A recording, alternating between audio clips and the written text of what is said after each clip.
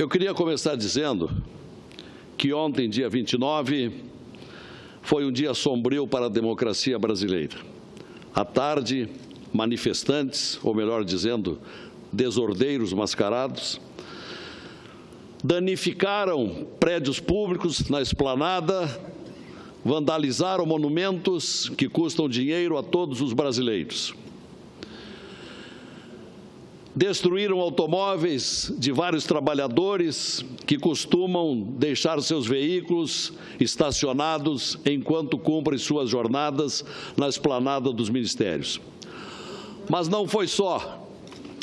O Estado de Direito e o império da lei foram ridicularizados na calada da noite. Falo das mudanças que desfiguraram as medidas contra a corrupção, propostas por mais de 2 milhões de assinantes na iniciativa popular de uma lei.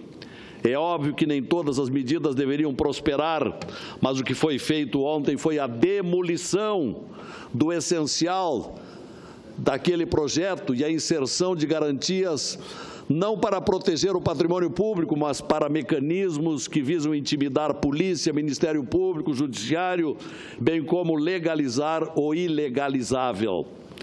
Em entrevista ao portal de notícias G1, o deputado, meu conterrâneo Onyx Lorenzoni, declarou a noite passada que o parecer não era meu, disse ele, era da sociedade brasileira que tinha depositado as suas esperanças na Câmara dos Deputados. Lamentavelmente, o que a gente viu foi uma desconfiança e uma desconsideração do relatório, ficando de pé objetivamente apenas as medidas de estatísticas e a criminalização do Caixa 2. E trouxeram essa famigerada situação de ameaça, de cala-boca, de agressão ao trabalho dos investigadores brasileiros. A Câmara perdeu a chance de prestar um serviço ao Brasil. E, movidos por uma sede de vingança contra a MP e contra o Judiciário, começaram uma crise institucional que tende a se agravar proximamente. A democracia do Brasil enfraquece e em nossas mãos está a apreciação do PLS 280 de 2016, inoportuno para este momento. Então, senhor presidente, entendo que o tema é sim importante. Milhares de brasileiros sofrem abusos de autoridades públicas. Há sim problemas no relacionamento entre cidadãos e Estado.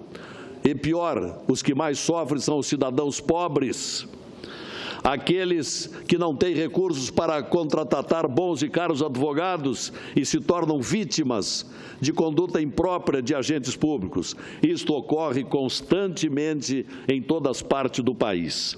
Não creio, porém, que devamos tratar o problema de afogadilho. Esse é o problema, é a pressa. A lei, é verdade, é de 1965 e o projeto de lei que ora é proposto teve a sua redação feita em 2009.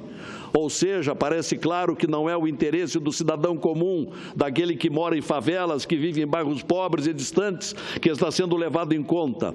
Parece para a população, em centenas de manifestações que tenho recebido, que o objetivo do projeto é o de criar constrangimentos à ação dos agentes públicos, aqueles que são ponta de lança da Operação Lava Jato, que teimam em querer mudar o Brasil para melhor, mais honesto e mais transparente.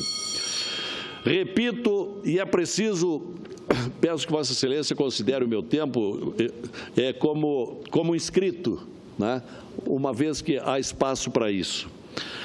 Então, eu repito que é preciso deixar bem clara essa minha posição. Não sou contra a discussão de um projeto de lei que trate de buscar abusos de autoridade. No entanto, não creio que o texto base do PLS 280 seja o melhor. Aliás, tem muitos defeitos.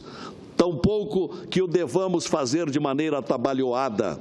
Gostaria, pois, de tecer rapidamente algumas considerações a respeito desses problemas do PLS 280.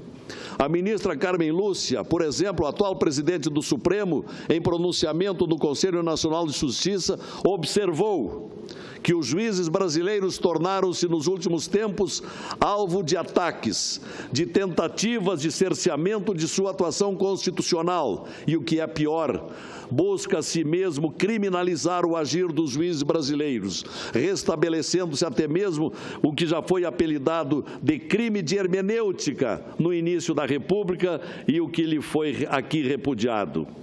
Continua ela, a presidente do Supremo: criminalizar a jurisdição é fulminar a democracia. Eu pergunto, a quem isso interessa? Não é ao povo, certamente. Não é a democracia, por óbvio. O PLS 280, pois, não serve à democracia. Tampouco serve o que foi aprovado ontem na Câmara dos Deputados. Aberrações, uma série de aberrações, de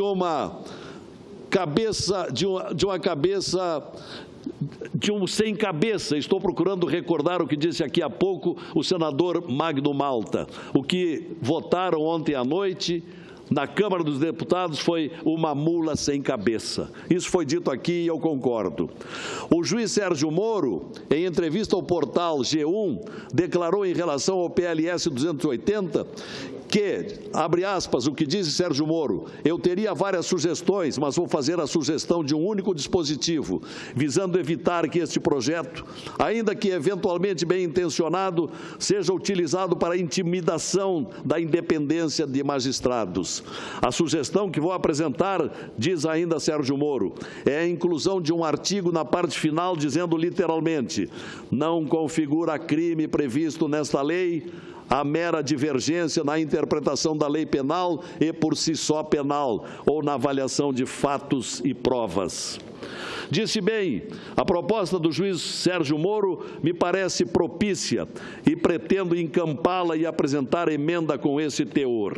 Aliás, estamos esperando aqui amanhã de manhã, a partir das 11 horas, o juiz Sérgio Moro para uma audiência pública aqui no plenário. Além disso, é preciso observar que há vários problemas no PLS 280. Vejamos alguns. Há o problema da tipificação vaga de vários dos dispositivos da lei. Nota de membros do Ministério Público alerta a esse respeito que, além de serem propostos crimes de redação propositadamente aberta, como faltar com o decoro do cargo, os quais são punidos com demissão, sem qualquer gradação, os próprios investigados poderão processar criminalmente os investigadores. Imaginem a inversão de valores. Crimes excessivamente vagos dão margem a subjetivismos na aplicação da lei e perseguições não toleradas pelo direito penal. Isso abre espaço para retaliação, vingança, intimidação, acovardamento, amordaçando o exercício legítimo da função. É o que temos. Isto é visível, por exemplo, no artigo 30 do PLS 280, sobre o qual já falei aqui no Senado 2 vezes. O artigo 30, que determina que é passível de reclusão de 1 a 5 anos dar início ou proceder à persecução penal, civil ou administrativa sem justa causa fundamentada. Isto é, tem que explicar o investigador, o Polícia Federal, o Ministério Público, tem que dizer que vai começar a investigar.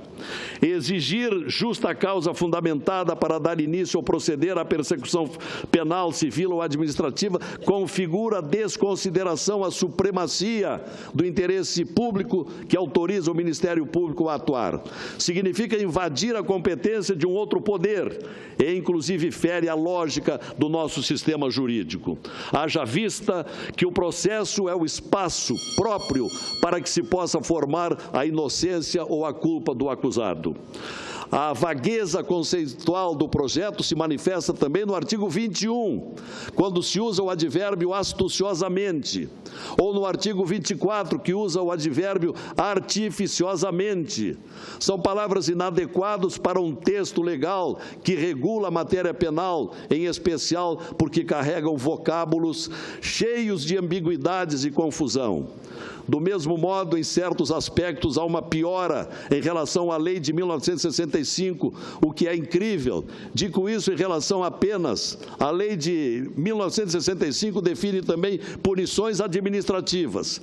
Sei que o abuso de autoridade é algo grave, mas criminalizar toda e qualquer conduta relativa ao abuso parece equivocada, em especial quando sabemos que existe um outro movimento em curso e acertado, em meu entendimento, de retirar da esfera penal uma variedade de condutas justamente porque a punição criminal é inadequada e ineficaz. Assim, parece-me que é preciso trazer de volta para o texto as sanções administrativas. Do mesmo modo, ao criminalizar todas as condutas relativas ao abuso de autoridade, as penas previstas no texto do PLS 280 são muito mais duras, excessivamente mais duras. Para várias condutas, acredito que as penas já existentes na Lei 4.898, ainda de 65, são ainda mais condizentes do que a realidade. Ainda em relação a esta fúria criminalizante às autoridades, parece-me que houve um equívoco, porque muitas das condutas determinadas pelo projeto 280 já constam do Código Penal e da legislação penal esparsa, e lá fazem muito mais sentido lógico. Exemplifico com o mais grave abuso de autoridade que pode ser cometido pelo Estado: o crime de tortura. A tortura é o abuso da autoridade na sua forma mais absoluta e insuperável, e algo absolutamente inaceitável, e que é uma das violações mais terríveis do Estado democrático de direito.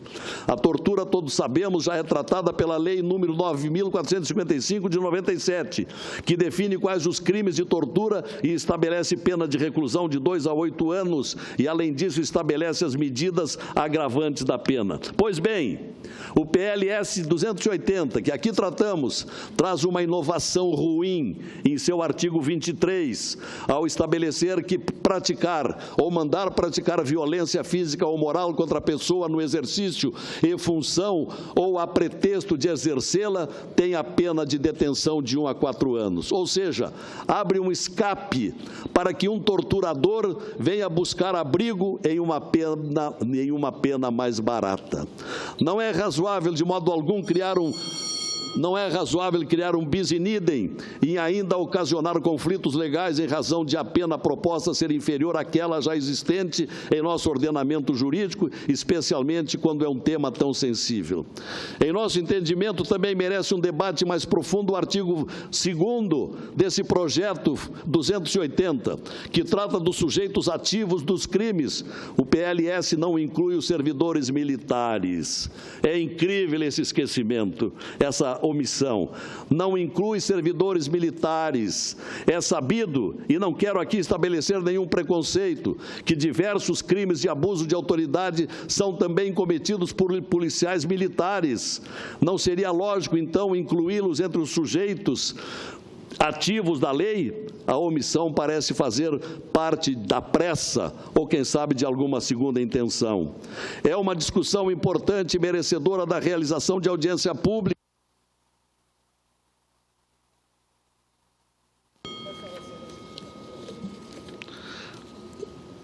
Vou encerrar, então. Me parece, então, indispensável uma audiência pública.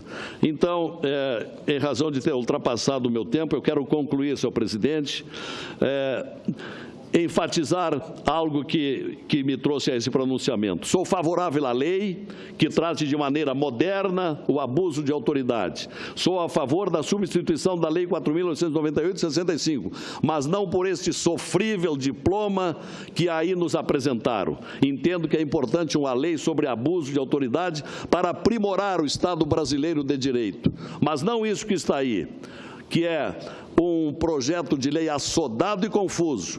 Então, espero a colaboração, a compreensão, o entendimento e apelo aos meus pares que protelem para um debate esse 280 tão defeituoso. Obrigado, senhor.